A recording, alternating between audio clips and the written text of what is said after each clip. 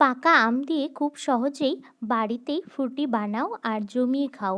এই গরমে ঠান্ডা ঠান্ডা ফ্রুটি খেতে কার না ভালো লাগে, তাই না? চলো তাহলে। পাকা আমের ঠান্ডা ঠান্ডা টেস্টি ফ্রুটি বানানোর জন্য কয়েকটা পাকা আম নিয়েছি। প্রথমে আমের খোসা ছাড়িয়ে আমগুলোকে ছোট ছোট টুকরো করে কেটে নেব। একটা কাঁচা আমেরও খোসা ছাড়িয়ে ছোট ছোট টুকরো করে কেটে নেব। পাকা আম আর কাঁচা আমগুলোকে মিক্সিতে পেস্ট বানিয়ে নেব। তারপর কড়াই গরম করে আমের পাল্পটা দিয়ে দেব, মিক্সি দেওয়া জল দিয়ে দেব। তারপর গরম হলে পরিমাণ মতো চিনি দিয়ে দেব। ফুটতে শুরু করলে ঘন ঘন নাড়াতে হবে, না হলে তলায় লেগে যাবে। তারপর একটু ঘন হয়ে আসলে নামিয়ে ঠান্ডা করে একটা ছাঁকনির সাহায্যে ছেঁকে নেব। ঠান্ডা জল মিশিয়ে পাতলা করে নেব। তারপর বোতলে ভরে ফ্রিজে রেখে দেব।